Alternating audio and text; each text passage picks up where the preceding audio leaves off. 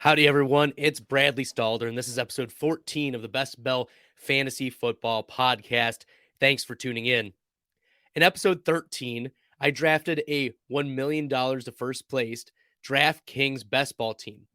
It was a 20-round draft where I built a 2, 5, 10, 3 team consisting of Russell Wilson, Matthew Stafford, Javonte Williams, Breece Hall, Alexander Madison, Isaiah Spiller, Brian Robinson, Cooper Kupp, Mike Evans, DK Metcalf, Russell Gage, Chris Olave, Kadarius Toney, Corey Davis, KJ Hamler, James Washington, and Amir Smith-Marset, Albert Okwuegbunam, Logan Thomas, and Trey McBride. Today, I'll be discussing regression candidates both to improve and worsen their upside production to achieve wide receiver 1 weekly finishes. It's important to define what a wide receiver 1 is for your best ball lineups. And a wide receiver 1 week is a week where a wide receiver scores at least 24.7 fantasy points in PPR leagues. This is about the average and median wide receiver 6 weekly scoring output from the 2021 season. Sometimes week to week, this number fluctuates due to injuries to star players, bye weeks, or randomness. Like maybe there's a better week for some wide receivers. Maybe there's a worse week. There's randomness thrown in there. However, this seems to be a lofty enough bar for most elite wide receivers to hurdle on a regular basis, and a more difficult threshold for less talented wide receivers to meet. Let's dig into it. Among the top 24 wide receivers from 2019 in wide receiver 1 rate, so the rate at which those wide receivers are getting 24.7 fantasy points, those wide receivers' rates dropped about 7% on average in 2020. That's equivalent to losing a full game during the regular season where that wide receiver was able to achieve the 24.7 threshold. So on average, year to year, the best wide receivers in the NFL that are getting that upside will lose a week the next year of getting that upside. However, if we took out Michael Thomas from that sample size, he didn't play much in 2020, the average drop was about 5.5%. However, 71% of those top 24 wide receivers in 2019 decreased their rate of having a wide receiver 1 week. There were only 7 players in that sample who improved their rate of wide receiver 1 weeks in 2020. And those wide receivers, Deandre Hopkins, Tyreek Hill, Devontae Adams, Allen Robinson, Marvin Jones, Keenan Allen, and A.J. Brown. And the takeaway makes sense. Elite production is mostly unsustainable.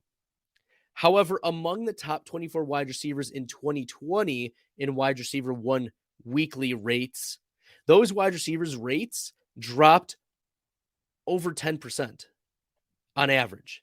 That's equivalent to losing not just 1, but almost 2 games worth of wide receiver 1 weeks. And in fact, 92% of the top 24 wide receivers in 2020 actually increased their rates of wide receiver 1 weeks in 2021. Those 2 wide receivers, Tyler Lockett, A.J. Brown. In fact, increasing wide receiver 1 rate for 2 years in a row, that's really difficult to do, much less if you're already a top performer, an elite wide receiver.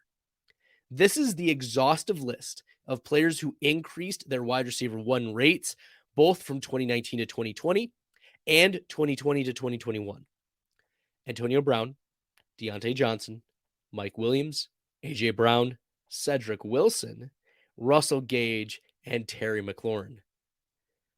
Those 7 candidates are all candidates to lose wide receiver 1 rates in 2022. Now, what about those elite producers year to year? What should our attitude be toward the highest spike week players when it comes to their upside the following year? Well, I took a look at the top 5 wide receivers in 2019 and the top 5 wide receivers in 2020. And on average, they decreased their wide receiver one rates by 18.6% the next year. Now, that's the equivalent of losing 3 or 4 weeks of elite production the following season. Now, what is the actionable advice here? Let's look at who the top 5 wide receivers in wide receiver one rate from 2021. Cooper Kupp did it at 54.5% of the time. Devontae Adams, 34.7% of the time. Tyreek Hill, 29.3% of the time. Mike Evans, 28.6%, and Tyler Lockett, 28.1%. Those were the top 5.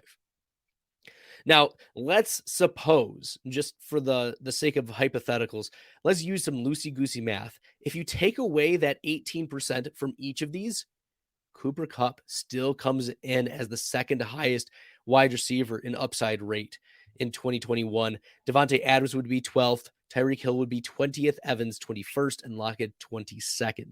So while if they lose a lot of upside, those players are still going to be producing for you, which is one of the reasons why Tyler Lockett at wide receiver, I've seen a wide receiver 38, wide receiver 41.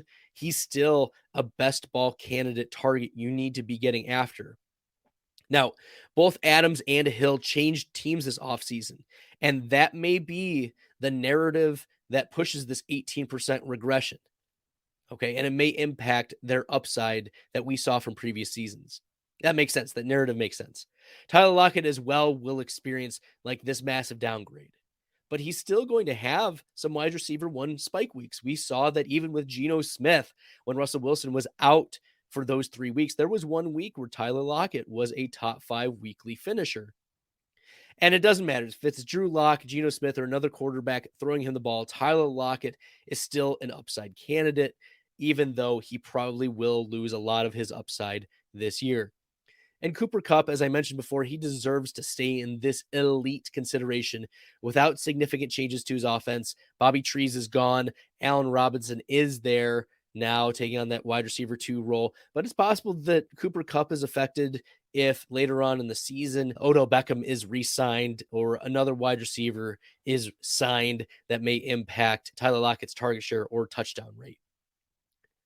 Mike Evans, he's a candidate to return to an even higher upside with Antonio Brown off of the Buccaneers roster, Chris Godwin rehabbing an ACL tear from late in the season, and possibly Gronk retiring. There are a lot of narratives that support Mike Evans increasing, actually.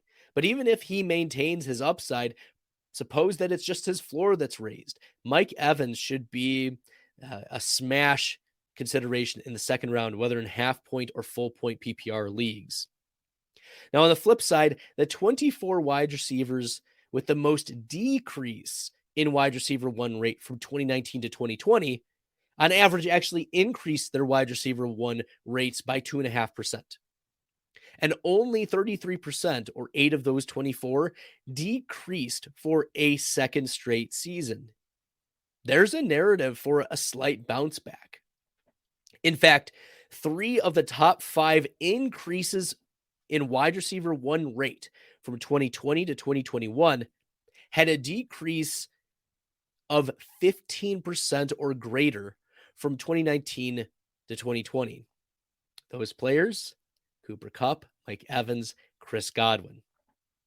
The average increase from 2020 to 2021 by a wide receiver who lost 15% or more wide receiver one rate from 2019 to 2020 was 9%. Those wide receivers may not have made up for all of their lost upside, but they made up for most of it and mostly reclaimed their role as an upside player. Now, of the wide receivers with a 15% decrease or more from 2020 to 2021, here's some candidates that would fall into that category. Stephon Diggs, DeAndre Hopkins, Keenan Allen, Jamison Crowder, Allen Robinson, Marvin Jones Jr. My favorites from this list to increase their wide receiver one rate: Diggs, Allen, Crowder, and Robinson. 2 Bills, a Charger, and a Ram. Tying yourself to some of the best offenses, it's a great key to success. If there's a bet to be made for improving upside, I mean, it's best to tie those wide receivers to an elite offense. And that's what the Bills are, the Chargers are, the Rams are. And we could see increased pass rates for the Jacksonville Jaguars for Marvin Jones.